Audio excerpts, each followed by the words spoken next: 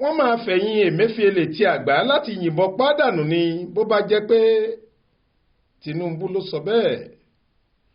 Olórí orílẹ̀-èdè yìí ààrẹ Bọ́lá Ahmed Tinubu ti sọ pé bí kì í bá ṣe orílẹ̀-èdè Nàìjíríà ni olórí báńkì àpapọ̀ ilé wa àná alàgbà Godwin Emefiele ti hùwà àjẹbánu àti kíkó owó ìlú jẹ tí wọ́n fẹ̀sùn rẹ̀ kàn án. Ó ní tó bá jẹ́ orílẹ̀-èdè China ni èyí tí à ń sọ lásìkò yìí kọ́ làbá máa sọ torí wọn ìbá ti fẹ̀yìn bàbá àgbàlagbà náà ti gorodóòmù tí wọ́n á dì í lókùn dọ̀yìndọ̀yìn tí wọ́n sì yìnbọn pàdánù bí wọ́n ṣe máa ń pa àwọn adigunjalè ní gbangba láyé ọjọ́ ọ̀hún. Ààrẹ sọ̀rọ̀ yìí nípasẹ̀ ọ̀kan nínú àwọn agbẹnusọ rẹ̀ tó tún jẹ́ olùdámọ̀ràn pàtàkì sí ààrẹ lórí ètò ìròyìn ọ̀gbẹ́ni Báyọ̀ Ọ̀nànúgà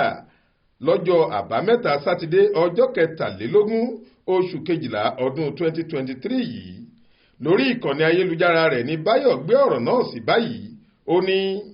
bí Godwin Emefiele àti àwọn tó wà nínú ikọ̀ rẹ̀ bá hu irú ìwà ìkówójẹ tó kà màmá bí èyí ní orílẹ̀-èdè China ni wọn ìbá ti fi ẹ̀yìn gbogbo wọn ti Àgbà tí wọ́n sì ti yìnbọn pa wọ́n dànù fún ẹ̀sùn híhùwà tó lè dojú ìjọba dé. Ọ̀rọ̀ yìí wáyé látàrí àwọn àṣírí ìwà àjẹbánu, kíkó owó jẹ ní kòtò ọba àti àṣìlò agbára tí wọ́n ní Emefiele hù, èyí tó tú síta nínú ààbọ̀ ìwádìí àkànṣe kan tí wọ́n fi ṣọwọ́ sí ààrẹ Tinubu. Tinubu ló gbé ìgbìmọ̀ olùwádìí náà kalẹ̀ lọ́sẹ̀ díẹ̀ sẹ́yìn pé kí wọ́n wá gbogbo fín ìdí kókò ìgbòkègbodò báǹkì ẹja lónìbú ilẹ̀ wa ọ̀hún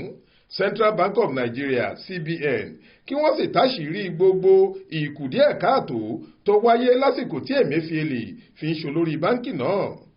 Ààbọ̀ ìwádìí ọ̀hún èyí tó ti àwọn oníròyìn lọ́wọ́ ti fìdí ẹ̀ múlẹ̀ pé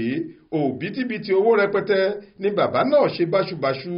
bó ṣe ń fi náírà wara àwọn owó ilẹ̀ òkèèrè yàlàyòlò bẹ́ẹ̀ ló tọ́jú ẹgbẹ̀lẹ́mùkú owó pamọ́ sáwọn ìlú òyìnbó ó tún ra báǹkì ilẹ̀ wa méjì pa fún ara rẹ̀. Ìwádìí náà fi hàn pé nítorí kí awó má bàa tètè ya ọ̀pọ̀ àwọn ìwà jìbìtì wọ̀nyí ni Emefiele ṣe nípasẹ̀ onígbọ̀wọ́ níṣe ló lo àwọn èèyàn kan tí wọ́n jẹ́ ọ̀rẹ́ ìmùlẹ̀ àti abẹ́ṣinkáwọ́ rẹ̀ orúkọ wọn ló sì fi bojú láti pa owó ìlú ní pọ́npọ́. Báǹkì méjì tí Emefiele rà lábẹ́nú fún ara rẹ̀ nípasẹ̀ àwọn ọ̀rẹ́ rẹ̀ ọ̀hún ni